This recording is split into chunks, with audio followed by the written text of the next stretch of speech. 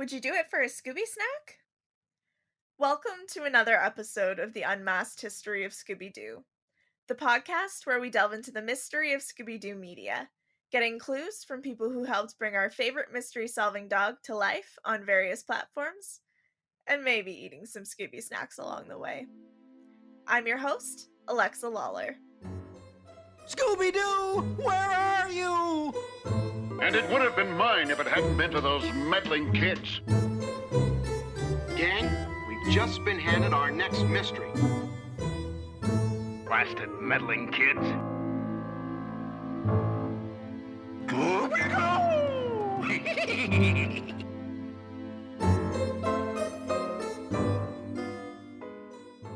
I can't believe we're at episode 10 already.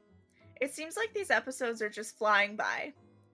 I'm very excited for this one too, as this week I have Scott Jeralds on the podcast.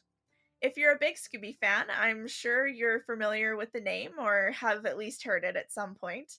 Scott has been involved with Scooby for many years and also grew up as a fan of the show. He worked on A Pup Named Scooby-Doo and directed early direct-to-video movies Scooby-Doo Legend of the Vampire and Scooby-Doo Monster of Mexico. Scott has also worked on numerous Scooby comic books as well. This episode is also quite a long one, just to warn you of the time commitment it'll take to listen to it in its entirety. So, without further rambling from me, here's my interview with Scott Jeralds.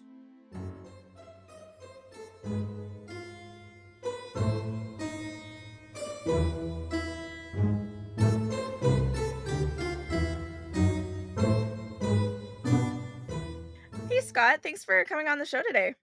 My pleasure. Now, if you're up for it, I typically like to start off with a quick 3-question trivia game. Okay. So I've taken all of these from the direct-to-video movies that you had worked on. Okay. I know them all too well. Hopefully I know them all too well. Anyway.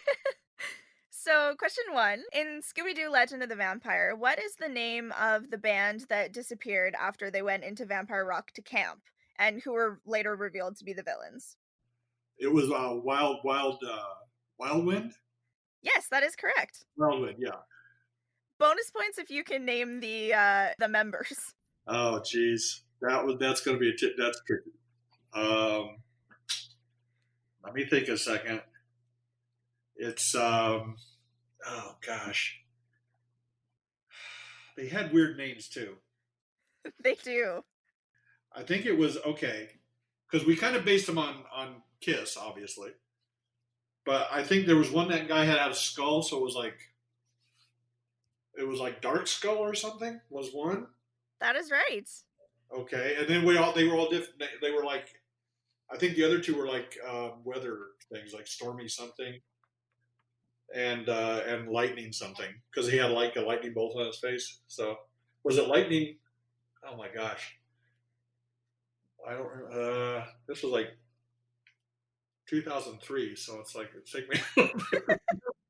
Was it Lightning Strikes? It is, yep. Okay, and Stormy, was it Stormy Weather? Because that's real corny, but was it? Stormy Weathers. Stormy Weathers. Okay, well, I got close. Okay. Very close. I wasn't really sure. Yeah, okay. Go ahead. And question 2, what city in Mexico does Scooby-Doo the Monster of Mexico take place in? Oh, it's, he goes to, because the way the guy said it, was it Veracruz? Yes, it is. Veracruz, because the way he said it always, the way, yeah, okay, yes. Because Alejo, that's the way Alejo pronounced it. Veracruz, yeah, okay. And question 3, which is the last one for the trivia, who is the gang visiting in Scooby-Doo the Loch Ness Monster? It's, isn't it Daphne's cousin? Yes. Okay, I don't remember her name though. Because I was like co-director on that movie, and I was doing other things while that was being done. Even though I got top billing, the Joe Sitka who wrote it was more the driving force of that one, and I was kind of on to other things and kind of like looking over his shoulder and helping him storyboard stuff and making sure things got done. But I wasn't real involved in that one. But I got credit, so that was good. Perfect. Anyway, but yeah, it was Daphne's cousin, but I don't remember her name. I know Sheena Easton did the voice, I think. Or no, was it Sheena Easton? Yeah, I think it was Sheena Easton that did the voice. Or she was one of the voices in it. Yeah, I don't remember off the top of my head, but her name was Shannon. Shannon, yeah, of course. Yeah, To start off the general questions, what's your relationship to Scooby-Doo? Did you grow up watching? okay. Well, yeah, it's kind of a weird story. When I was right before Scooby premiered, my mom used to read the TV Guide, which was, for those of you under 30, was a magazine that we used to get on a weekly basis that would tell us what and when was on television, when stuff was on TV. And she was reading the blurb in the back they had these little teletype pages. And she's like, "Oh, Scotty, you gotta listen to this." And she said that Hanna-Barbera is planning 3 new shows for their fall season for CBS. And she said one is Dastardly and Muttley and Their Flying Machines. The other one was The Perils of Penelope Pitstop. And the other one is called Scooby-Doo, Where Are You? And that was all it said. And I'm like, well, I know what Dastardly and Muttley is, and I know what Penelope Pitstop is because I used to watch Wacky Races. That they came off of that. So they got their own spin-off shows. But what's this Scooby-Doo thing? So I had no idea what that was. So about 2 months later, I used to collect comic books now I'm only like 9 years old, not even 9 years old yet. And so I'm pawing through, trying to pick out my comic book for the week.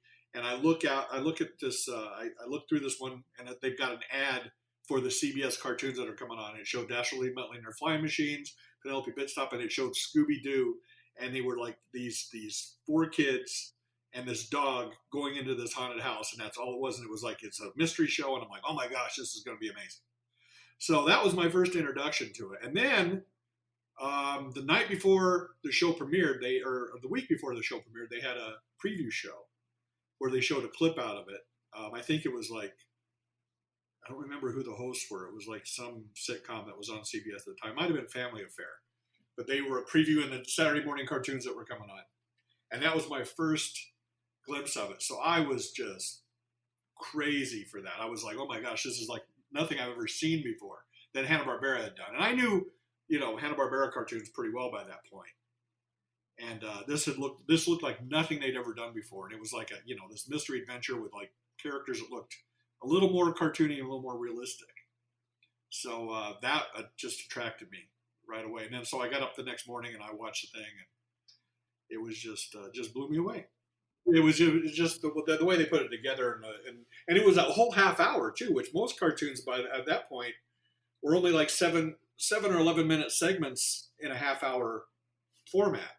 So this was the first show done for Saturday morning. I think that was a full half hour story, like the primetime shows used to be, like when they did the Flintstones or Top Cat and the Jetsons. Those were all half hour shows. They weren't segmented. But then Scooby, I think, was the first half hour show that Hanna-Barbera did strictly for Saturday morning, like a full half hour story. And do you have a favorite personal memory related to Scooby-Doo?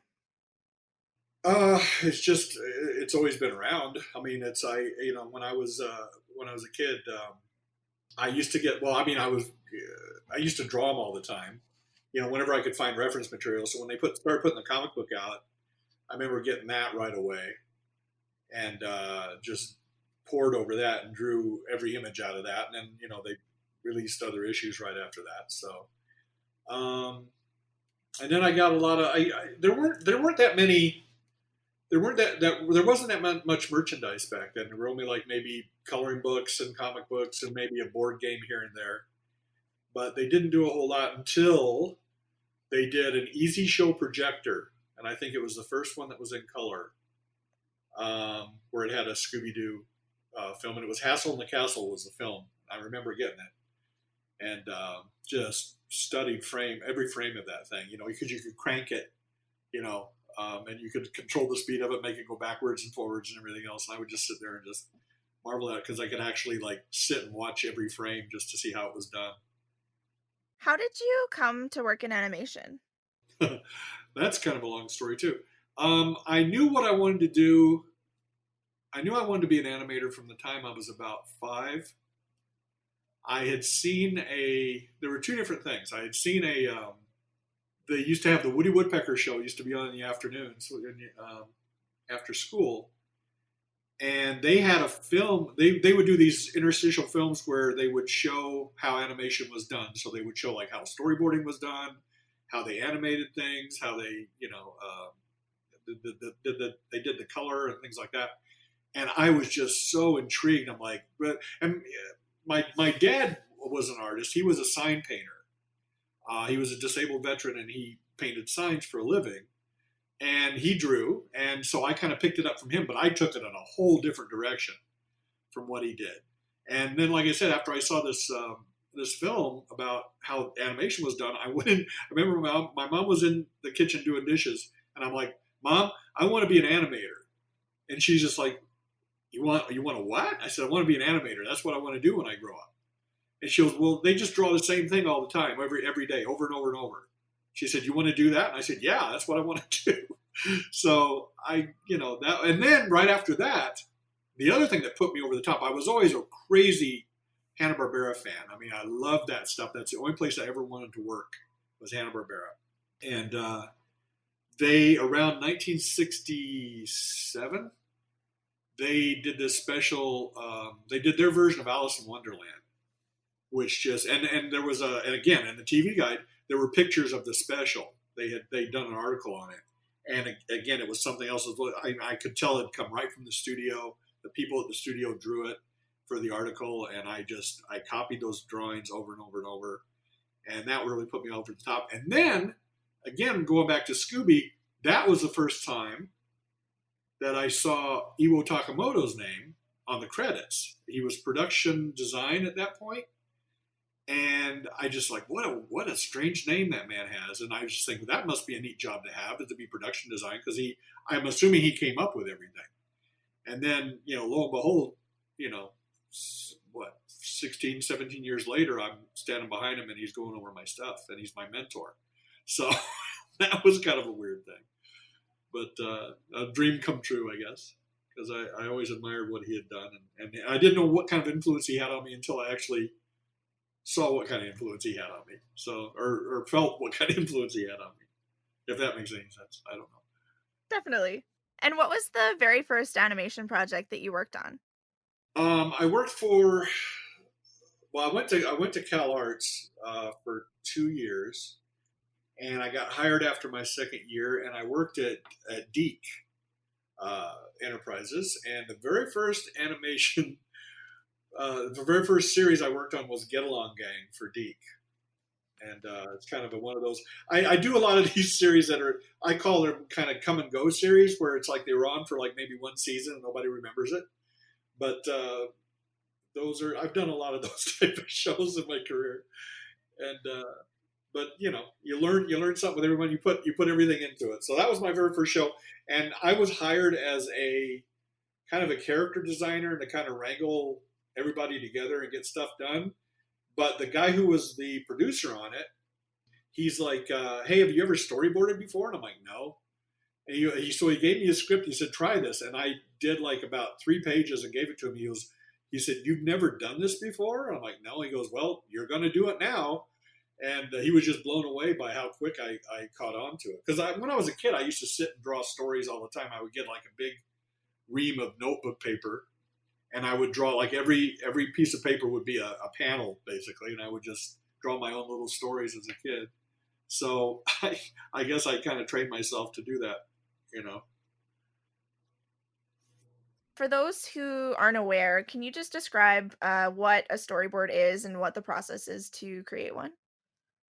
Yeah, a storyboard is what you'll do is as a storyboard artist, you get the script and you read through it. And back in the day when I worked at Hanna-Barbera, the writers would actually put screen direction in, which I never really paid attention to, because once you get like a flow going, you kind of like have your own, decide to do, close-ups or wide shots or 2 shots or whatever. But what you do is you get the script, you read through it. The script has got all the scene direction and what the characters are doing and everything, and the dialogue and everything. And what you'll do is you'll read that and interpret it and decide. And you're basically doing a comic strip.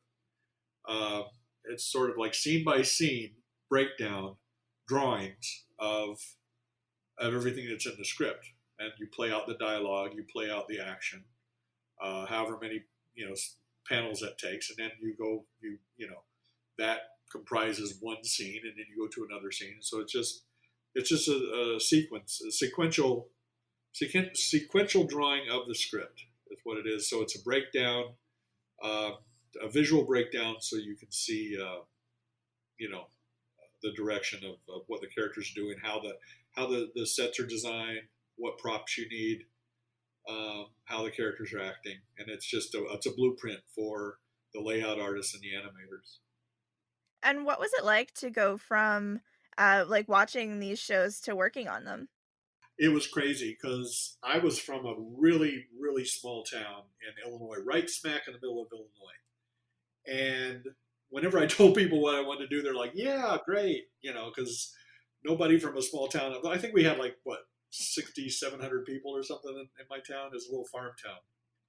And, everybody knew that I could draw and everybody knew what I liked to do. But, the chances of me making it out of that town and going to Hollywood and becoming an animator was kind of, I don't know, it was kind of iffy, I guess. Or, people didn't really think that could happen and just kind of pat me on the head and go, oh, that's good, you have a dream. But yeah, it was really crazy. Just like I said, when I got out here, I didn't use it, but I got hired. I got accepted at Cal Arts. I applied my first year, didn't get accepted. Second year I applied, I got accepted.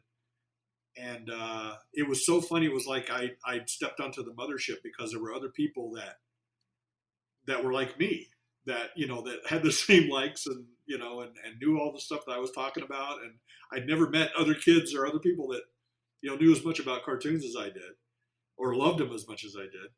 And so it was kind of a weird experience, like being around those people. So then I was there for 2 years, and I got married in between my first and second year. So it was almost like I have to figure out a way to get hired to survive and put food on the table. And so I did everything I could to get hired, and I finally got hired right away. And like I said, just it was just real surreal. It happened real fast. The minute I got hired, I didn't look back, and I was employed for over 30 something years after that. So never had a problem. And how did you get the opportunity to work at Hanna-Barbera? I had done freelance for them about 2 or 3 years before I actually started working there. And because I was working at Marvel Productions on Muppet Babies, and they kind of had a hiatus, and they threw me on a couple of shows I wasn't really crazy about, and I heard, because I had done freelance over there, I knew a lot of the people that worked over there, over at Hanna-Barbera. And so I called up the guy who was in charge of hiring for the design department. I asked him if he had any openings, and he's like, yeah, you can start. When can you start, basically? He said, and I hadn't even cleaned my desk out at Marvel yet. So I went back to Marvel, and I told them, I said, I'm leaving. And they're like, where are you going to go? I'm like, I don't know. And so I left, and by noon I was in my desk over at Hanna-Barbera, and I was actually working on development with Iwo Takamoto, who was like my, I had never met him before. I had about 5 minutes to get ready, and he gave me a project that had Quick Draw McGraw, Boo Boo Bear, and a Huckleberry Hound, and I'm like, oh, I can draw these characters. I've been drawing them since I was 5 years old. So I started drawing them, and I did this whole presentation. Took it over to him, and he's like, well, these would be great if they were on model. And I'm like, wait, what? And so he put a piece of paper over it, which he did, and started drawing over the top of them, and he showed me how to draw them. And I was like, oh my gosh, what have I got to learn here? So, but yeah, and it was kind of the same experience with Joe Barbera too. The first time I met him, I had that same experience where he was, I brought some stuff up for him to look at, and he's like, how long have you been doing this? And at that point I said, well, about 4 years. He goes, well, here's how we're going to do it today. And he took a piece of paper and put it over the top of it. But I learned a lot. I mean, my gosh, getting to be taught by those guys was just, it's amazing. Just the volume stuff they had to show, and if you're willing to learn, they would teach you. So they kind of took me under their wing and showed me everything, which was really neat. So. And what was the atmosphere like at Hanna-Barbera? It was amazing. The first couple years, the first year I was there, I was just one of the designers, but then I got put in charge of the design department. So I had all the people that I'd worked with, I was now their boss. And we didn't really change the atmosphere. I mean, it was crazy. I mean, we were pulling gags on each other and having a good time. It was a lot of fun. We put people in the recycling bins and roll them down the hall, and people have Nerf guns and shoot them and stuff like that. We did get everything done. And the bosses, Bill and Joe didn't care as long as we got everything done, So, and Jane Barbera, who was my boss, it's like she knew, we were creative when we had to be creative, and and when we needed to blow off steam, we did. So, but it was really, really, it was such a family atmosphere there. I mean, they really welcomed me in and really took care of me and made sure that, I kind of got to shepherd the stuff through the way that they saw I could do it. So they had faith in me. I think I was only 28 when I was put in charge of that design department. When I look back now, I'm like, oh my gosh, And there were guys that were there like 30 or 40 years that I was their boss, and it was a little intimidating, but I did okay, because I just love this stuff so much, and I just wanted to do a good job and make it right. What was it like to work under Bill Hanna and Joe Barbera? Well, they were one of the biggest reasons I wanted to get into animation in the first place. I'd always seen their pictures on the back of I think I had a comic book or a paperback book or something. And I'd always see, TV Guide articles with them on it. And I was just like, oh, these guys are great. And it was like the biggest thrill to have met both of them. And they were both very, very different men. Joe Barbera was very, I guess, old Hollywood. He was, he would eat at the finest restaurants. He always had tables that were reserved for him.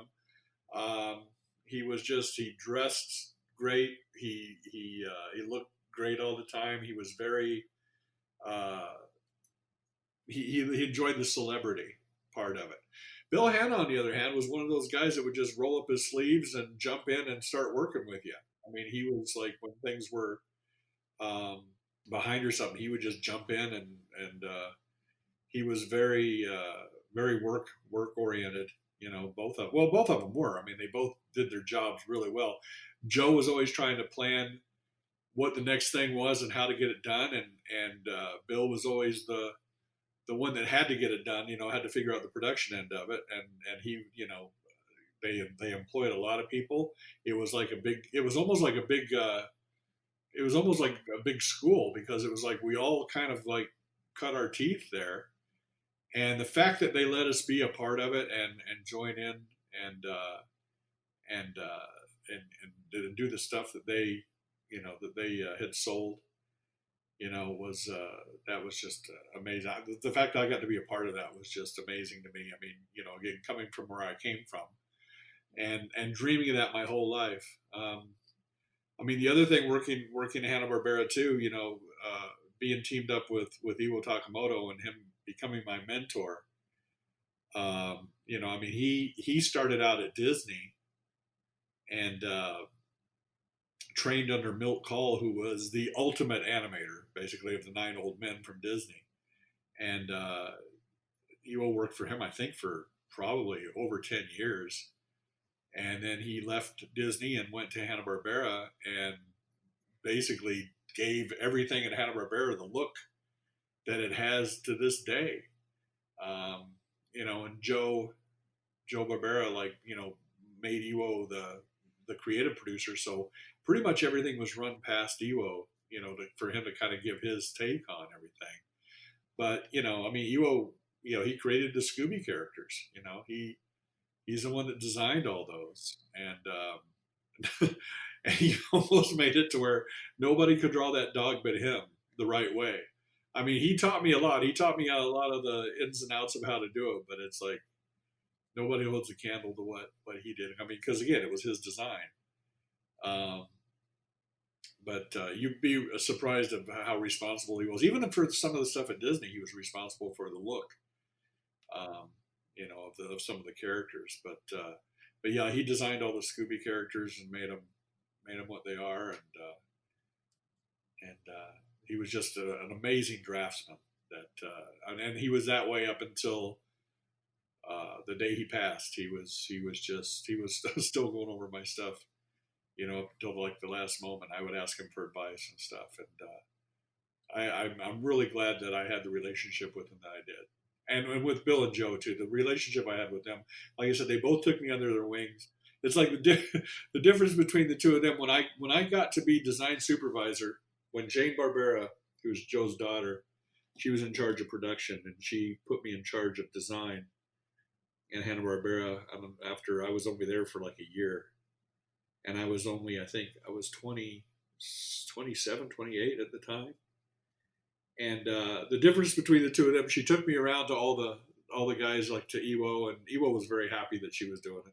She took me into Joe's office, and Joe's like, "Yeah, we got a couple of guys that I had that he rehired from the old days," and he goes, "Make sure you keep them busy." And that was his whole take on it. I was like, okay. And then I went in, because I asked Joe, I said, "Is there anything you want me to do?" He goes, "Well, yeah, keep these guys busy and make sure you give them, all the stuff that they need." And then when I went into Bill's office, I said, "Well, is there anything that I need to do that you want me to do?" Because again, I was more on the production end of it, And he said, "Well, why don't you let me take you out to lunch and we'll talk about it?" And I was like, "Really?" So we went out to lunch, and he took me to this, there was this place he always went to. It was like an old ladies' home is what they called it, but they had lunch there, and he was tipping the guy who brought the water, and just, he was really, and he let me ask all the questions that I wanted to ask since I was like 8 years old. And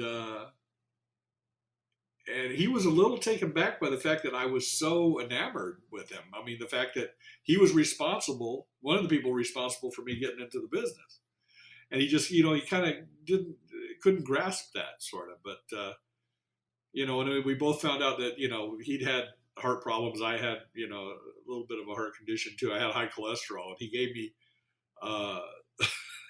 a recipe for this bean casserole thing that he said, "Oh, this will bring your numbers down." I'm like, "Okay, that's great." So he was very, very sweet, just a real gentle guy. I mean, he, back in the day, I guess he was kind of hard nosed as far as getting stuff done. But as long as you got your stuff done, they were both great. And as long as you did your job and you were passionate about it, they were amazing to work for. And the fact that they, like I said, they both kind of took me under their wing and made sure that I felt very welcome there, and very secure in my job and what I did and how I did it. And do you have any fun or interesting stories that stick out in your mind from working at Hanna-Barbera? Oh gosh, I could write a book. Yeah, there was. I mean, just being in Bill Hanna's office and him trying to teach me how to do timing on sheets. All my meetings with Joe Barbera. The relationship I had with Iwo Takamoto, it started off very teacher-student like. It was a very teacher-student relationship, and I, like I said, there were some days where I stood behind him for 8 hours and watched him go over stuff that we had designed and to make sure everything was right. But it was so funny. It's like when Iwo and I both ended up at Warner Brothers, we became really close friends. And that teacher-student thing was gone, and we were just buddies hanging out. And I would tell him all the stories about how he used to torture me by making me stand behind him for 8 hours a day. And he got a kick out of that. He just said, "Well, I'm glad I had an impact on you." I said, "My God, yes, you did." It was interesting. But he turned out to be, like I say, he was my mentor. He was my really good friend. And I'm glad that our relationship evolved into that. And the 13 Ghosts of Scooby-Doo was the first Scooby project that you worked on, is that right? Yeah, I did. I did freelance storyboards on that, and I did about 5 episodes of it. Okay. What was it like to work on that show? Well, it was. Again, it was one of those where I just kind of went over and met with the producers. I was just looking for I was just looking for a freelance gig, and what happened? I had gotten the Bible that they had written for it to show what the show was going to be, and it had such a dark edge to it. And I'm like, my gosh, there's nothing like this has ever been done before. And I just love the way it was written and the way that the characters all interacted, and the fact that they brought Vincent Price in. They had this Flim Flam character, and Scrappy was in it, and they had done a makeover on Daphne, and they gave him a new van, and then and they had an airplane, and it was just, it was like nothing I'd ever read before. So I called up right away to see if I could do freelance on it, and I met with producers, and they were like, I think that the fact that I was working on Muppet Babies kind of opened up some doors for me, because that was like a really highly respected show. And whenever I would call up and I'd tell them I was working on that, they're like, "Oh, well, you know what you're doing, so that we'll give you work." And yeah, so my very first storyboard job for Hanna-Barbera was on Scooby. And do you remember when that show was canceled at all? Do you know what happened with that? No, I don't. I don't, because usually, because I wasn't there. I mean, I wasn't there full time by the time that they finished that show. Um, I don't know why it only went one season. Because usually there's, because I know how when we did Pup Scooby, there was a reason that we only got so many episodes per season, and all of a sudden they decided to cancel it. And it may have been the same thing for 13 Ghosts. I don't know. There might have been something else that they had to negotiate, or they had another show that they wanted to put on their schedule, and maybe 13 Ghosts wasn't performing as well as they wanted it to, or something. I don't know. And what were your thoughts on the added characters? Because I feel like, Flim Flam and Scrappy especially are kind of either universally loved or hated. Yeah. Well, it's no different on where Flim Flam is concerned. It was no different than the Hanna-Barbera of old, or whatever, however they were. They were always pulling from whatever the pop culture thing was at the time. So, Indiana Jones came out with the short round character, so it's like, okay, let's have a character like that on our show. And then I know the producer was a huge Universal and Hammer film fan, and that's why he wanted Vincent Price on it. And Vincent Price was like, he was almost like everybody's grandpa. He was kind of like, he was a very gentle man. But yeah, but I know the producer really, was a big fan of those old horror movies, so that's why they got Vincent Price in it. And I thought it was a pretty good addition. I just love the makeover of Daphne and Shaggy. Scrappy, like you said, you either love or hate Scrappy. I didn't have a problem with it. I've never had a problem with Scrappy.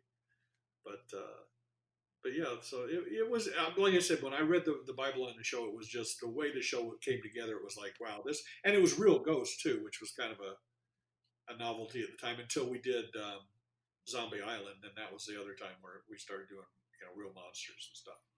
And because I storyboarded on that too. But yeah, it's just the premise was different, and it was just kind of breathing new life into Scooby that it kind of needed at that point. And what was your role on A Pup Named Scooby-Doo? I was working on developing a junior version of all the Yogi Bear characters at that point, which we eventually did, which evolved into something I don't even want to go into. But I was working on a version of that, and then the head of development came in at one point and said, "Oh, the Yogi project's dead, but we're going to go ahead with the Pup Named Scooby-Doo. We're going to go ahead with the Scooby-Doo kid version." And somebody else was working on that at that point. So Ewo said, "Well, I'll put you on that now." And I started doing development on that, and working with the producers and stuff on that. I went over. I had to go over and tell them, like, okay, I'm on this now, and we did all the development, and got it all worked out. Again, that was one of those, standing behind Evo for 8 hours a day and having them go over all my poses of the characters and making them what they needed to be. And then I storyboarded the first episode, and I wasn't in charge of the department yet. I was still just a designer. So I storyboarded the first episode, and I was in charge of design on the show. So I had a crew of like 5 or 6 guys, and we did all the character designs for that. And then I didn't really do any more storyboards on Pup Scooby until the second season, and another producer, Lane Reichert, took over.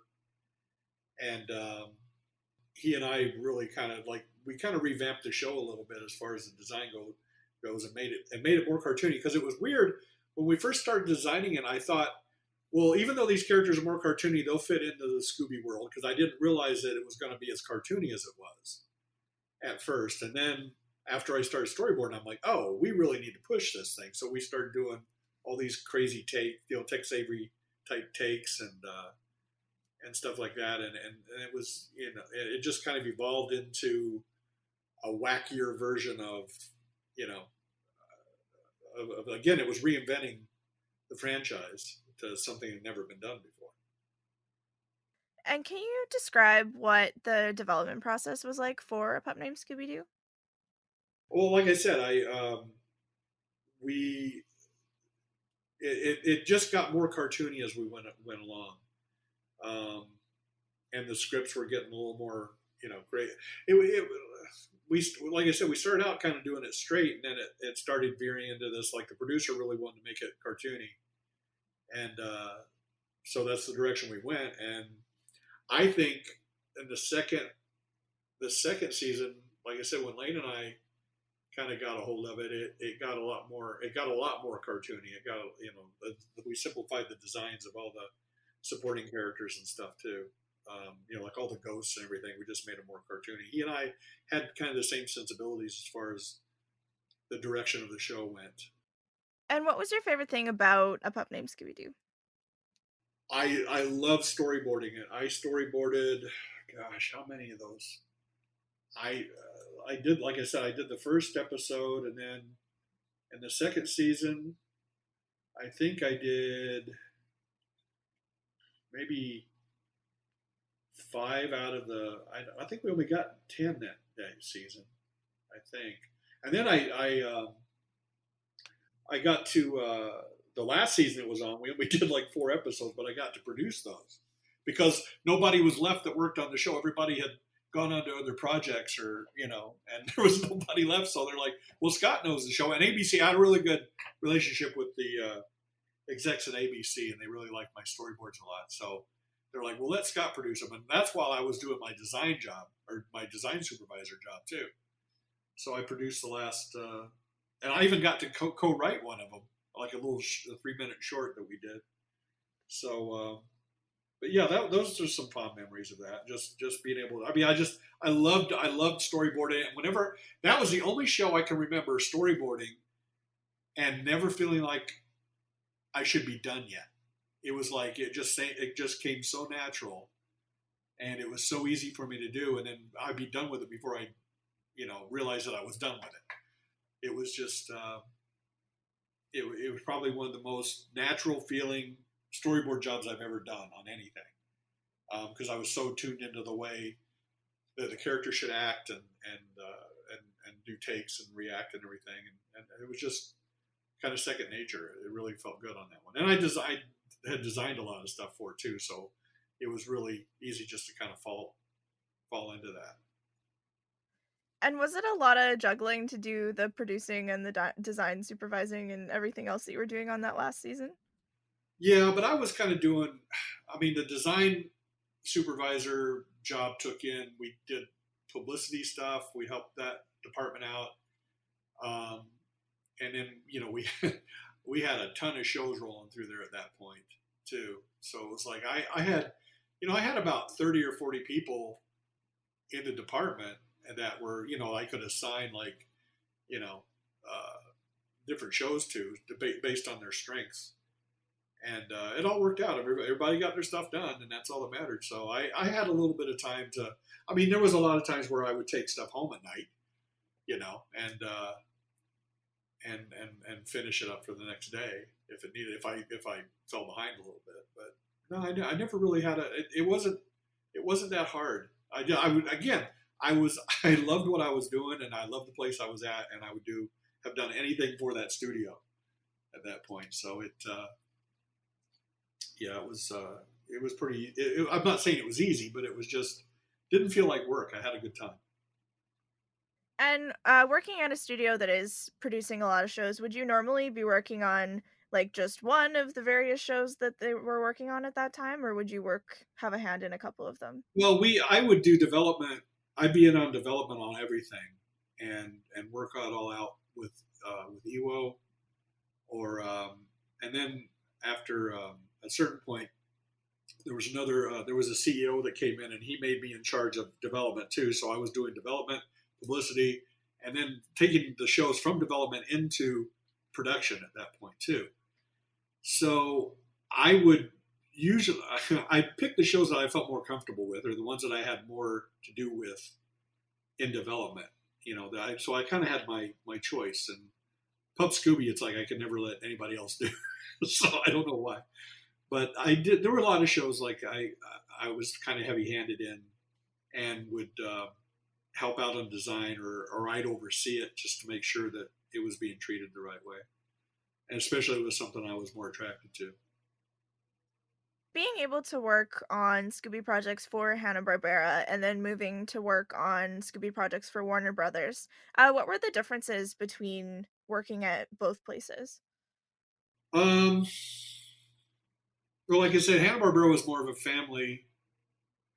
Warner Brothers, I never really felt that way about. I mean, it was so funny because when I went to Warner Brothers, I left Hanna-Barbera to go to MGM, because a lot of the guys that I worked with at Hanna-Barbera went to MGM, and they were kind of switching owners at that point, because Turner was buying Hanna-Barbera. And I didn't really kind of see eye to eye with a lot of the stuff that they were going to do, so I decided to leave.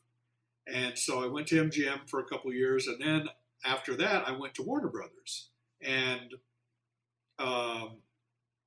the guy who produced 13 Ghosts and Pup Scooby hired me at Warner Brothers, and I was there for about 12 years. But it was funny, while I was there, Warner Brothers bought Hanna-Barbera, so those characters kind of followed me to Warner Brothers, which was kind of odd. So it was like, hey, we're going to be doing Scooby-Doo again. Like, would you like to work on it? I'm like, are you really? So yeah, because there was a little bit of a mix-up there at one point, because I think Cartoon Network was doing some Hanna-Barbera properties, and so it was kind of like up in the air, like who's going to actually do this stuff. And so, Scooby landed at Warner Brothers. And the difference was, like I said, Hanna-Barbera was more of a family. Warner Brothers always felt a little more corporate, and it was just a whole different atmosphere. I can't even explain it. It was just a little more regimented, I guess. I don't even know what the word is. So. And what was it like to be able to take on some Scooby projects again? Oh, it was amazing. I couldn't wait. In fact, first thing I did when they gave me the DVD, I guess the people in development decided that they knew that I knew those characters really well, so they were looking for a new producer for the DVDs, and they came to me and said, we're going to do a DVD, and would you like to do it? And the first thing I did was run into Ewo's office and said, guess what we're doing? And I got him really involved in it. So he and I sat in my office across my desk. He would sit on one side and I'd sit on the other, and we were pouring over the script, adding gags to it, and we can plus it here, we can make this work here. And my biggest thing was, and I really kind of had to fight for this, was to get the original voice cast back together. And that was something that was a dream of mine. I wanted to make it that 1969 show that I saw when I was 9 years old. And so I, at that point, all the voice casts except for Frank Welker were not there anymore. They weren't doing anything. In fact, the lady who did Velma's voice, Nicole Jaffe, hadn't done Velma since like 1972 after Scooby-Doo movies. So, so I went and got them all back together. I went to Casey Kasem's house because he had not, and I gave him the script. And I went over it with him to make sure that he was okay with everything. Because I called him up and I'm like, I'd really like to go over this with you to make sure you're okay with everything. And he really appreciated that. And then Frank Welker actually auditioned for me to do Scooby's voice. And I'm like, I called him up. I said, Frank, you didn't have to audition. He sent me a cassette tape. I'm like, Frank, you really didn't have to audition. You just need to let me know that you wanted to do it. So we had Frank take over Scooby, and he did Freddy. And then I went and got Heather North to do Daphne. And like I said, the trickiest one was getting Nicole Jaffe back. She was an agent, a talent agent. And so I called her agency, and we talked to her on the phone for a while. We convinced her to do it. And she had to, she gave her salary back to the actors union or something like that because she didn't feel right, being an agent and taking away a job from, one of her clients, basically. But it was so neat when I got them all in the room together. I lost my mind. It was like I was 9 years old again, and I actually got to see all four of them, except for Don Mezek. God bless him. He wasn't around anymore. But to have Frank do Scooby and do it justice, and it was really overwhelming. I mean, I about lost it, a couple times because I was so happy that they could all do the voices and still do it. And yeah, because I was really worried about Nicole because she hadn't done it for, like I said, since 1972. And so she came in and did it by herself the first time. And then after that, I got all four of them in the room together and watched them all act together and bounce off one another. And it was amazing. So, yeah, that was again, doing the DVDs. And then, I got to do a couple of those with the original cast. And then after that, I think they used the What's New Scooby-Doo cast after that. So for the other DVDs that followed. And you mentioned having to fight for the original voice cast. What were the politics around that? Do you remember? The fact that they were too old and they didn't want to, and a lot of the people really didn't want to go back to, as much as I didn't want to go back to the original show. They're just like, oh, we want to make this thing more modern. And, they just weren't, I mean, a lot of the executives weren't real thrilled about it. And I really had to do a lot of convincing. And so they just finally gave in because they saw how passionate I was about it. And like I said, I only got to do 2 with them that way, but that was fine. I mean, I was really proud of both of them and the way they turned out, and the fact that we really made it. I think we made it as close. And I went back and got the original music. I know you had Rich Dickerson on, and we had him do. I actually brought all the old Scooby-Doo music cues and sat with him and just said, I want this one here. I want this one here. And he had to rescore everything because, because of the rights issues and stuff. But he made it, he did those scores, but he re-recorded them and made it all sound like as much like the original as he possibly could. And I was really, really proud of those two films that I did. And were the executives happy in the end with the results of getting the original cast back? Well, that's a good question because after that we did What's New Scooby-Doo, and I worked really hard to show them that I was the guy to do Scooby, and then they brought in another producer to do What's New Scooby-Doo, the series, and they made me supervising director, which meant I had to help the producer because he had never done a Saturday morning series before. So I had to help him figure that out. And then I had a whole crew of directors that they brought in. There were 4 different guys that I had to supervise all their storyboards. So I was kind of like the go-between between the producer and the directors and making sure everything got done the way it needed to get done. And then, so I didn't get to produce the What's New Scooby-Doo. So that was kind of their way of saying, well, we let you have that, but we're not going to let you have this, So I was like, okay, and that's the way, that's showbiz. That's the way it works, After the first season, they said, okay, the producer knows what he's doing now, so we're not going to have you be supervising director anymore because he's okay. I was like, okay. So they put me down to director, and they made me a director, and they, so I just went ahead with that. And episodically, I got to do the Christmas episode, which they used to show every year, which was kind of cool because it was the evergreen Scooby-Doo Christmas episode that they, like I said, they would show all the time. And then I was supposed to have directed 4 episodes. I only got to direct 1, and then they pulled me off to do, I think, the Tom and Jerry directed video. Oh no, I was doing Crypto the Super Dog at that point.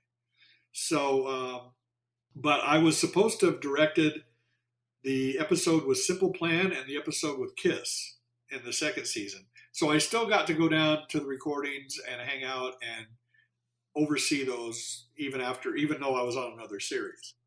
So that was neat. And, design wise, I didn't, again, I just basically oversaw the design. I would go over things if I thought that they were kind of straying away from what we needed. But as far as, the episodes I remember really, really enjoying doing was the Christmas one, and then the one with Simple Plan and the one with Kiss was a lot of fun. And what is it like to be in the room watching the voice cast recording the lines? Oh, it was amazing. In fact, on What's New Scooby-Doo, they were looking for new actress to do Velma, because Nicole Jaffe, obviously, she was done. She wasn't going to do it. And there was one night I was working at home, and my kids had on, I think it was a reunion movie, a Facts of Life reunion movie, and I wasn't even watching it. I just was just listening to it, and I was drawn, and all of a sudden Mindy Cohn started talking. I'm like, she could be Velma. That's perfect. She's perfect. So we got a hold of her, and even before the network approved it, we brought Mindy Cohn in for the first recording. And they're like, well, we don't know if the network was like, we don't know if we really want her or not. And then the minute she started, they were like, fine with it. But that was a little bit of a risk. And I was, again, I got Frank Welker to do Scooby-Doo, and I got Mindy Cohn to do Velma, and I got Nicole Jaffe to do Velma again. I got Heather North to do Daphne again. I got Casey Kasem back. So I mean, that was like, it's so funny. When I was a kid, it's like, and I just said the whole thing about listening to stuff. I would tape cartoons on my cassette recorder, because that was days before VHS and any way of videotaping anything. And I would sit and draw, and I would turn the tapes on. I'd listen to the tapes, and even when I'm working now, it's like I don't really watch TV. I listen to TV, so I'm really tuned into how a cartoon should sound. So when I did the DVDs, and I had a certain way that I wanted all the old sound effects, I wanted all the old music, I wanted all the old voices, I wanted it to sound like the cartoon that I grew up on. And so I was a little more tuned into that. And the thing is, like when we were looking for Velma, for her voice, for a replacement for Velma, like I said, I heard Mindy Cohn. I didn't really see her. I heard her, and it was like, oh, that's it right there. She could be perfect. And she spent a lot of years being Velma, on the What's New series and everything after that for a while. And what was it like to be able to have a huge part in that decision of casting Mindy Cohn? I don't know that I got any credit for it. I don't think I did, because it was just like, all of a sudden, after she worked out, it became everybody else's find. So I just kind of, again, that's showbiz. You just kind of step back and let it all happen where it needs to. As long as it comes out the way it should, it's not a problem. And out of the movies that you had worked on, do you have a favorite at all? Oh, wow. Probably Legend of the Vampire. I like it. It's so funny. I like parts of both of the ones I did. I think Vampire probably had a weak ending, and Monster Mexico, Chupacabra was not a true Chupacabra. We made it a Bigfoot, which was we got a lot of flack for that. From just fans saying, well, this isn't a true Chupacabra. I'm like, okay, I know that. Which is so funny because I ended up doing a show called Secret Saturdays later on, which is nothing but those type of creatures were like the main focus of the show. So I knew all those creatures, the way they're supposed to be. But yeah, there were definitely parts of both films that I really like. I really captured it here. This was a little bit weak. I mean, again, it's the worst. I'm the worst judge of that because it's like I'm so tied into certain aspects of it, and I just want it all to be good. And there's parts that I think work better than others. I mean, watching both of them to this day, I still find like, I should have done this, should have done that. In fact, on Vampire Rock, my main gripe was I was so busy trying to get the original cast back together that the incidental characters, I was like, the only thing I really kind of wanted was I wanted Mickey Dolenz to do, to be the manager of Wild Wind. I wanted him to voice that because I thought he would have been perfect. And he was busy at the time, and that was really kind of disappointing. But like I said, there's parts of the movies that work better than others, and that's the thing. Like I said, as a producer and director, you're always looking back at it, going, "You should have done this. You should have done that." And were there any challenges working on Scooby at all? No, not really. I was pretty comfortable with that character, and having been trained by Ewo on how to draw the characters the right way, and there's really not any poses that I can't do with those characters. I mean, I kind of keep going back to the ones that we did when we were developing the style guide and everything. So, I mean, and those are the poses that I think show up in everybody else's work. Like whenever they do comics now, it's like guys just kind of cut and paste those poses. Like, here's Scooby running up, and then they'll put him upside down like he's flying through the air, but it's like a Scooby running pose. I'm like, wait, that doesn't work. Wait, so it's kind of funny to see all that stuff. Somebody else using the stuff that you've done. Moving more towards the comics that you had worked on for Scooby, how did you become involved in those? I got to the point where, I had when I was at Hanna-Barbera in the publicity department, we did all the comic book covers. I think when Archie Comics and Harvey Comics both, all those went through us. So we did all those. And then when DC got the property, because Warner Brothers owns DC, I think that was like back in I think the first one I did was like 2008 maybe? Or was it? I don't know. I don't remember. It might have been earlier than that. I don't really remember what year that was. But I got a hold of the editor's name that was doing the book, and I asked if I could, I told them who I was, and they were like, "Oh, okay, yeah, you could do this." So I did one, and then there went for a while before I got another one, and then they switched. DC switches editors like every 6 months on Scooby for some reason, and so you almost have to kind of like reintroduce yourself every time, even though they have you on a list. And I'm an approved Warner Brothers artist, for those characters, for all the Hanna-Barbera stuff and for Scooby and all that stuff. But it's kind of tricky keeping your name in the pot for the comic books. That's the only downside of it. Those are a lot of work. The thing that I enjoyed that I enjoyed with the comic books the most was doing those team up ones. I did the Scooby-Doo team up book, which they canceled after 50 issues. But I did a pretty good handful of those. But it was so cool. I got to do Scooby-Doo teaming up with Dastardly Muttley and their Flying Machines and the Perils of Penelope Pitstop. So those three shows, again, full circle, going back to 1969. Those three shows came back to me at that point, and I got to actually draw those characters together in two different books. So that was kind of cool. So it all came full circle, came back around to those three shows that my mom told me about reading out of the TV guide. I got to draw them, 30-something years later.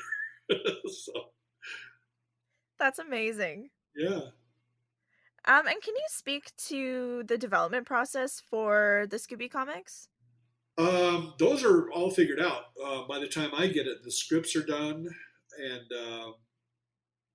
they give me the script. I just usually the Scooby-Doo team up books were 20 pages. The regular stories at Scooby-Doo Where Are You were 10 pages. So they give me the script. I break it down, do my layouts. I usually, because I work digitally on a computer. I do it really clean and send it in, so I don't have to. I mean, back in the day when I used to draw on paper, uh, I would do my roughs and then send them in and get them approved, and then I'd ink it, or somebody else would ink it. Then after I send my line drawings in, then they put the lettering and the coloring in, and then they send me back the proofs to make sure everything works with what my intent was. And yeah, so that's pretty much it. It's pretty cut and dried, because that's the way they've done it forever. So I mean, it got to the point, like I said, it was really nice after I stopped drawing them on Bristol board and on paper basically, and did it digitally. It was nice just to do it one time, because when I would draw them on paper, it would I'd have to do it like 2 or 3 times before, I'd have to rough it out, send it to them, get it approved, then get it back and then ink it, and then send it to them, get it approved, and then so I would be doing it twice. And I draw really, really tight anyway, so it was kind of a hassle to have to go back over something I'd already done. So that's the upside now. Working digitally, I can just I just do it one time and send it to them, and if they have any revisions, then I just everything's on layers, and I can take that panel out and rework it and put it back in. And was it a bit of a process to transition to digital from paper, or was that a fairly easy?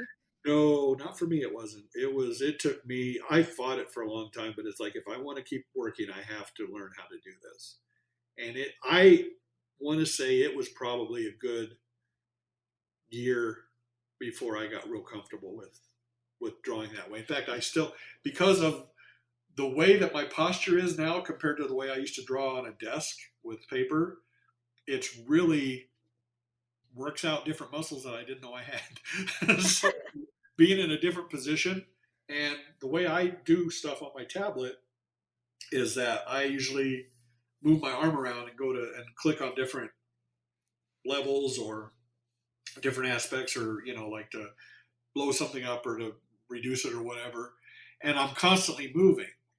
Whereas when I did it on paper, I was just in one position and I would be over the top of it. Here, it's like I'm not that way. It's kind of like a little more slanted, and like I said, it's a whole different posture, which hasn't agreed with me in my later years. So, that's the hardest part. In fact, I'm fighting that every day now, where it's like I can't sit for 5 or 6 hours now without like standing up and stretching and being really sore. So, And more generally, what do you consider career highlights from your work on Scooby-Doo? well, working with Ewo, that's probably the biggest one, and having him, like I said, starting out as very, teacher-student relationship, and then evolving into just really good friends, and him still, up to his last days, he was going over my stuff and showing me how to draw. And that was probably, and working with Bill and Joe. I mean, working with people that I grew up seeing their name on the credits was just amazing to me. And I'd be pretty awestruck, or starstruck, I guess. And those were the highlights of actually having them sit down and show me how to do stuff and learning from them. And I kind of feel sorry for the people, the younger people now that they're in the business, because they don't have anybody like that they can go to that came out of that era. One of the biggest highlights that we had when doing Pup Named Scooby-Doo was we actually had Bill Hanna time our first episode. It was so funny. There's a little story behind it. I was standing in the doorway talking to the producer, and Bill Hanna walks by, and he's like, "Hey, I saw that storyboard that you guys did on your Pup Named Scooby-Doo episode." And he said, "Are they really going to let you do all those wild takes that we used to do?" And the producer's like, "Yeah, we get to do that." And he's like, "Well, that's great." And he said, "Just keep it up." And then he walks off. He goes in the elevator and goes up. And then I turned to the producer and I said, "You know, it would be great that if we got Bill Hanna to time the first episode, because we were trying to think of who's going to do it." And the next thing I knew, the producer runs up to Bill Hanna's office and convinces him to do it because he hadn't timed anything in quite a while. And so a few days went by, and again, I'm in the producer's office and we're talking over things. And Bill Hanna comes by with the storyboard, and he goes, he just finished doing it. He goes, "This thing moves like a house on fire." And he was really, really pretty happy, I guess, with what he did. And it was just that, and really everything hit exactly where it should.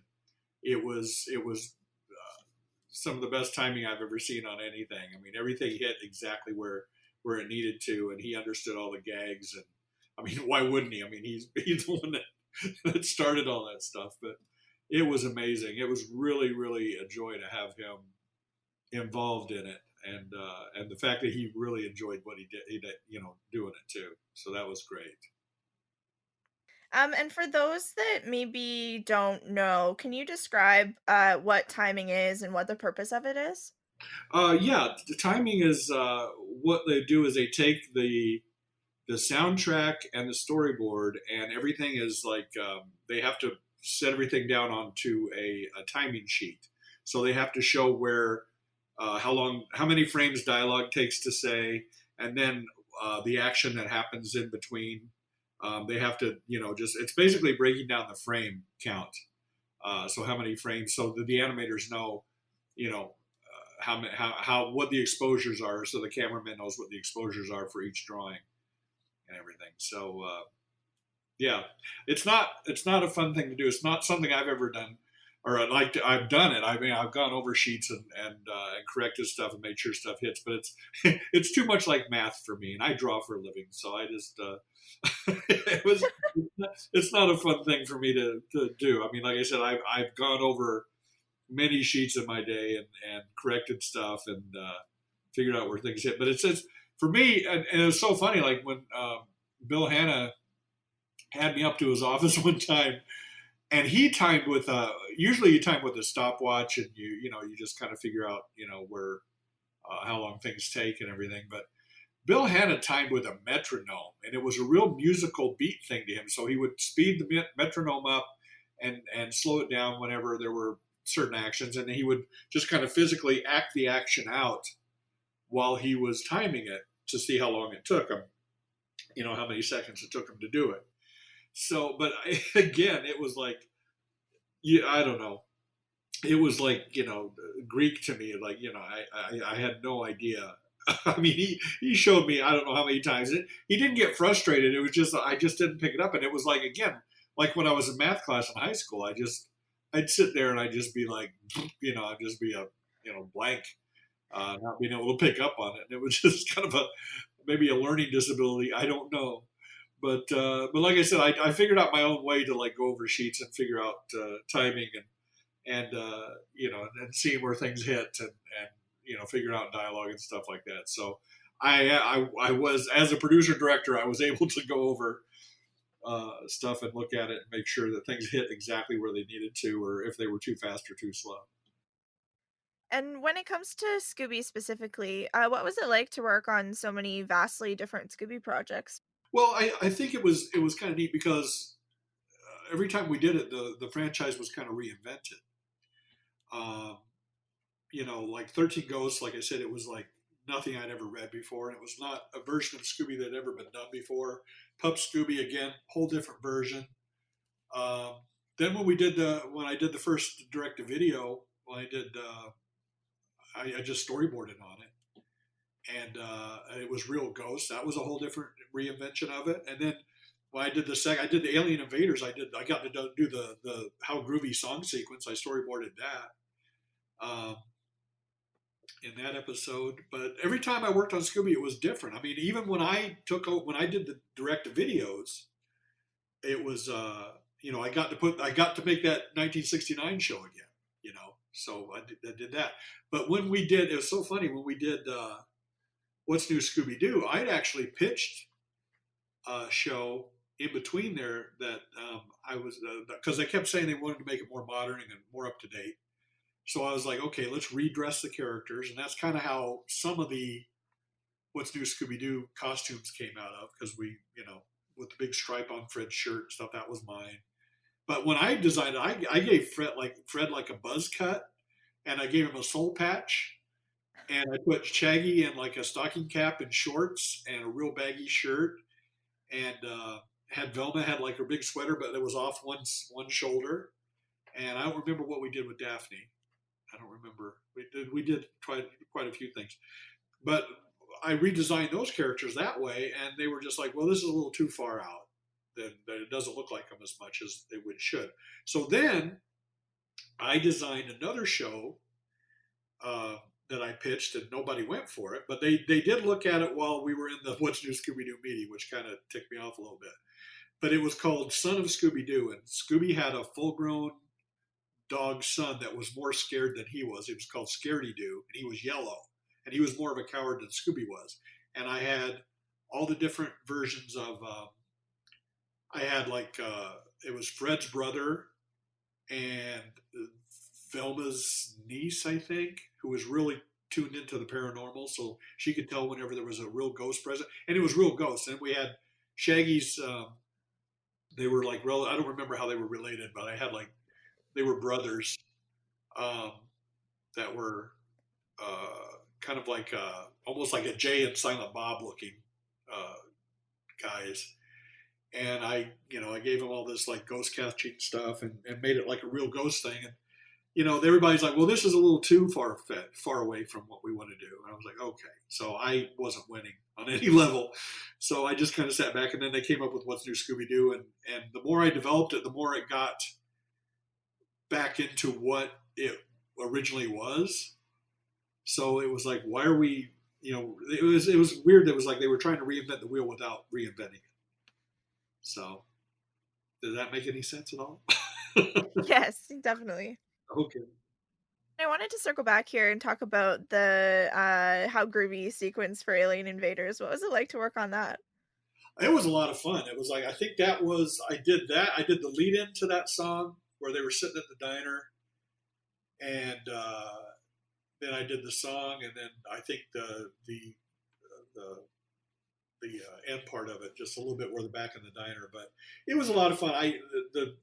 The producer just let me go on it, and I went back and looked at a lot of song sequences that Hanna-Barbera had done for shows back in the day when they did like Chattanooga Cats. I don't know if you're familiar with that, but there was a show called Chattanooga Cats back in I think it was the same year as Scooby. And it was they did all these little song sequences, and they had all this like real psychedelic stuff that they were trying to do their version of Yellow Submarine, sort of. And I went back and looked at those and just kind of took a cue from that, and made it that way, And yeah, it was a lot of fun doing. I love doing song sequences because it's you can just kind of run wild with them.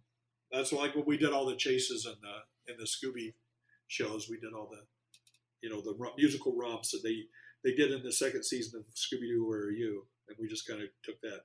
And we put those in the DVD too. And having, kind of dipped your toes in so many different roles within animated projects, is there one that you prefer to do or one that's your favorite? I enjoyed producing and directing because it was like, for the most part, it was my vision, that I got. I mean, this is the way that I wanted to do it.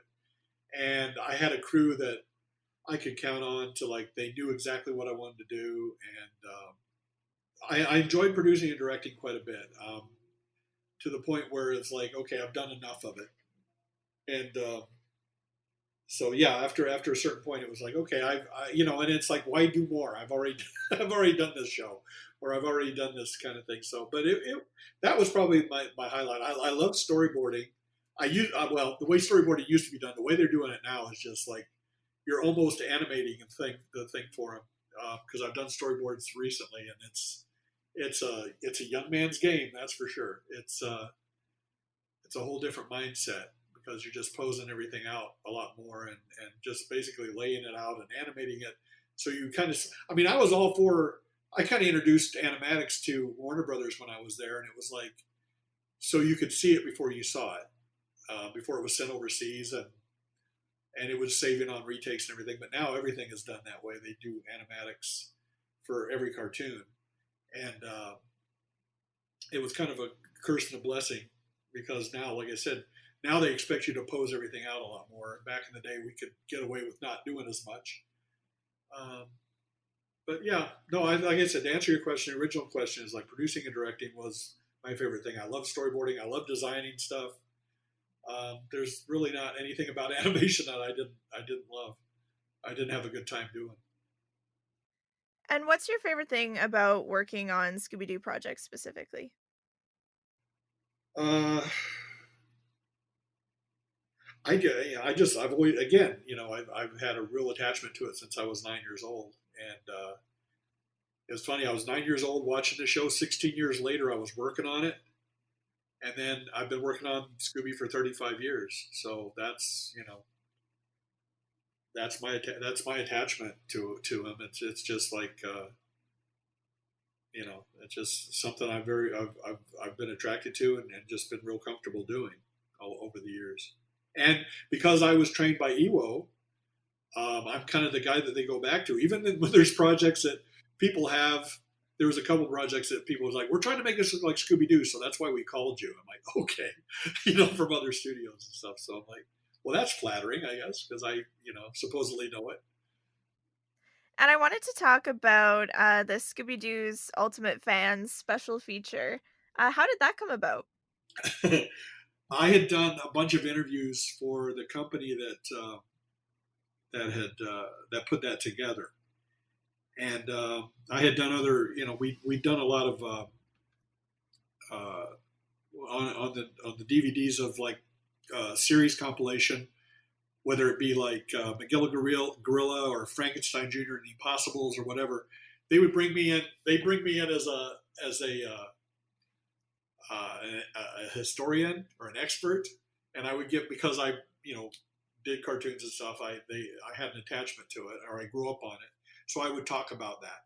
So whenever they got to the Scooby Doo one, they had heard about my office and stuff because I had talked to the guy about it, the guy who was the producer of those segments, and he's like, "Well, can we?" He said, "We're doing this Ultimate Fan thing," and he said, "Sounds like you've got a lot of memorabilia. Can we come to your house and film it?" I'm like, "Sure, whatever." I didn't know it was going to turn into a big interview, or I was going to be compared to the other two guys that were on there either. But in fact, and I don't know if you could put this in or not. Scott Innes, who was the voice of Scooby Doo and Shaggy for a while, I was the one who replaced him with Casey Kasem in the original cast, so he wasn't real happy with me after I did that. So there was a little bit of a rivalry there. Like he's got more Scooby stuff than I do, and even when I was talking about the Easy Show projector, I missaid Give a Show projector, and the producer actually cut to Scott Innes holding up a Give a Show projector to show that he had it and I didn't have it. So I thought that was kind of funny, but but but yeah. So anyway, but I don't know how I got lumped in with those other two guys. I mean, my whole interest was I grew up on the show. I drew the characters as a 9-year-old, and I took it into a career. So I guess that was why they. And I had a lot of stuff. I had a lot of Scooby stuff in my office. So because Scooby basically, like I said in the interview, Scooby paid for my house. So I owed him a debt of gratitude. And do you still have a lot of those Scooby items that were featured? Oh yeah, I have, yeah. It's all still out. So yeah. And when did you start collecting? Well, it was like I said, there wasn't a whole lot of merchandise when I was a little kid. I mean, other than coloring books and comic books and maybe board games and things like that. But as Scooby got more popular and became more of an evergreen character, they were putting them on everything, you know. So it was real easy to, and then, like I said, I had relatives that would send me items like, here's a Scooby-Doo waffle iron, you need this. Or here's a paper towel rack, you need this. It's like, okay, so I would just, and my daughters would get stuff. And I'm even giving things to my granddaughter now that I have. That's like, well, I haven't used this in a while. Here's like a little Scooby-Doo, after you get out of the bathtub, a little Scooby-Doo shaped towel thing that you put over your head with Scooby ears and a nose. She needs this. I don't need to have it hanging up. So, stuff like that. You mentioned the projector. Did you ever find one? Oh yeah, no, I have. I found one in the box with all the films, and it's never. I don't think it's even been used. I still have it, and it's sitting up on my shelf. I'm looking at it right now. Oh, wow. And what was your reaction when you did find it? Oh, I was crazy happy because I had it when I was probably. I think it came out probably a couple years after Scooby was on the air. They would put a new one out every year, so it would be whatever cartoons were on. They would take those, and like I had one with. I think I had one with Frankenstein Jr. Then there was another one with Frankenstein Jr. and Moby Dick and Mighty Mightor. And then there was the year after that, there was one with Autocat and Motor Mouse and Wacky Races. And maybe Scooby was on that one, I think. But they would give you different films, and you would take these films and you'd thread them in to this projector. When I was real little, the very first one I had, I think had Adamant and Secret Squirrel. And I remember I woke up real early on Christmas morning, like right after Santa had come, and my parents let me open my presents. So they, after I opened my presents, we all went back to bed. I woke up before they did, and I went and got that projector out, and I started trying to thread it, and I ripped up about 3 films before I figured out how to make it work. So I broke it, I broke it before I got to look at it. But by the time they came out with the Scooby one, I knew how to do it, and like I said, I sat there and poured over every frame of that film. That's awesome. Yeah. And do you have a favorite piece that you have, or one that's maybe more sentimental than others? Oh yeah, like I said on the interview, it's like I have this presentation board. It's actually a lithograph made off the original presentation board that it was the picture they used for the ad in the comic book when I saw that back in the day. But it was a presentation board that actually sold the show, and Ewo got it for me. He's like he'd done something for some guy at a gallery back in Cincinnati or something, and he's like, he said, "Do you want one of those?" I'm like, "Yeah." He said, "I think I can get you one." And it's signed by Bill and Joe and Ewo, and it's hanging on my wall. It's like the prominent piece in my studio. I have everything kind of surrounding that, so it's the original. It's a print off of the original presentation board that they used to sell the show. That is so amazing. Yeah. And what do you think it is about Scooby-Doo that has been able to hold up for over 50 years now? I think it's more of a thing where it teaches. I think I know this is kind of a little bit looking into it more than you need to, but I think it teaches kids on how to deal with things they're scared of or how to deal with their fears.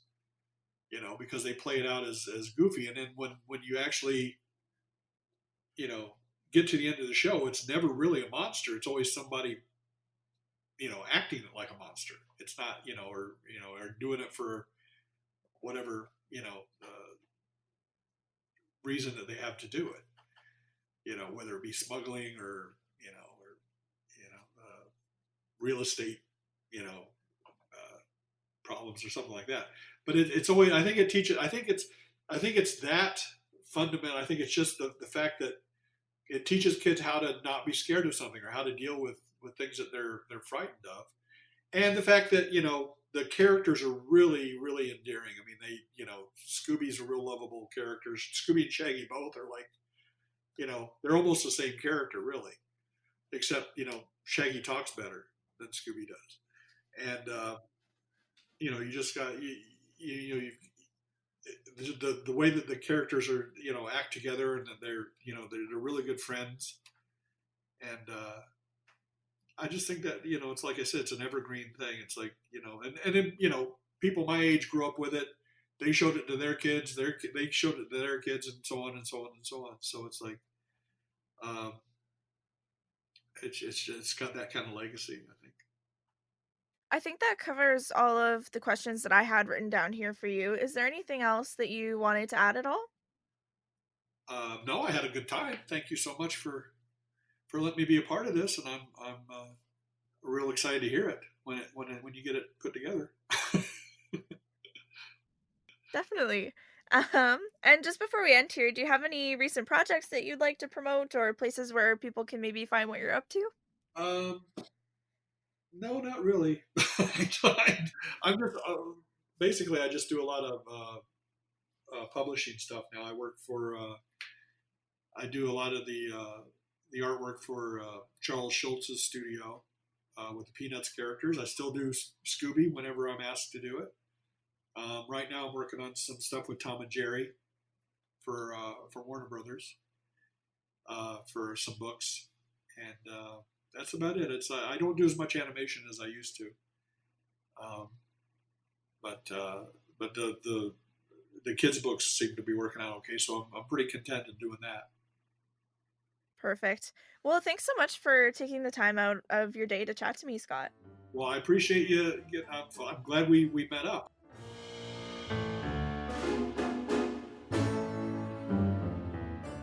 There was also a story Scott told me that wasn't prompted by a question, so I'll just tack that one on right here. It's about the origins of the Mystery Incorporated name.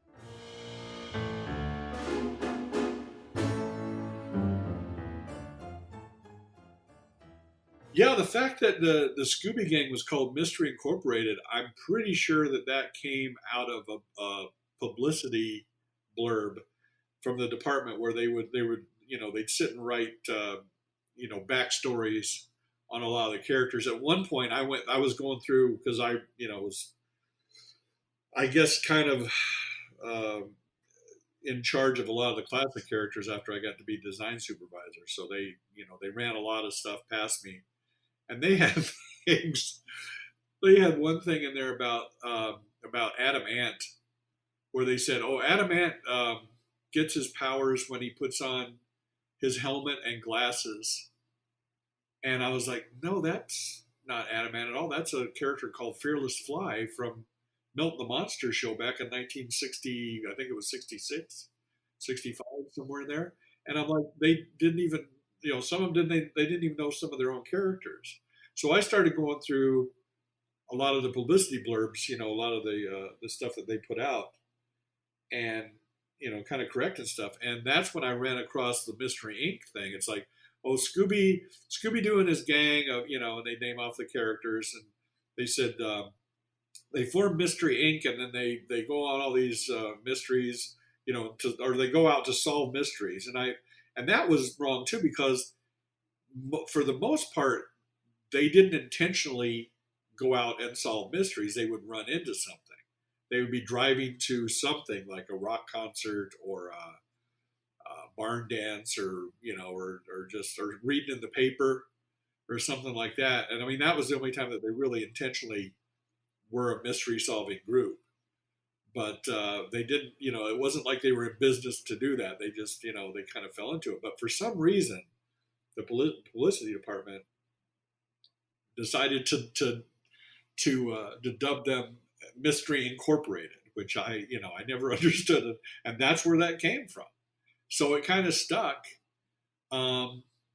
It's no different than, like, I think when we were doing Pup Named Scooby-Doo, I was talking to the producer about that at one point too, and I said, yeah, well, there's like key things that they always said in every Scooby episode, and one of them was, "I would have gotten away with it if it weren't for you meddling kids." And I said, nobody's ever really pointed that out or made fun of it. So we made fun of that in Pup Scooby, and that's where that kind of came from, is that we kind of played that up too. And they only said, really in the original show, they only said it maybe 4 or 5 times, I think in Scooby-Doo, Where Are You? They didn't really say it that much, but it was always pointed out. Like that would always be the parting quip from the bad guy. You know, as they're hauling him off.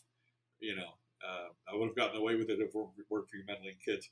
That was always something that was something that they said in a few episodes. But then, and like I said, I thought it was funny that they, you know, that was like kind of a catchphrase too. Just like Fred's catchphrase was, "We've got another mystery on our hands," you know. And then we even played that up too, you know, and they still play that up to this day. So.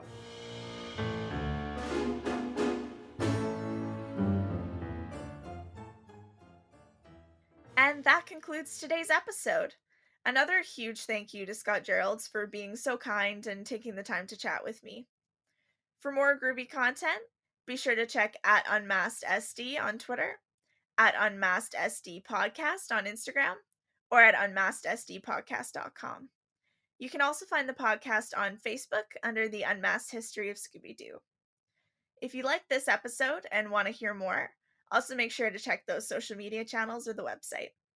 Or you can listen to older episodes wherever you like to get your podcast fix. Thanks for listening, and keep an ear out for the next episode. Scooby-Dooby-Doo!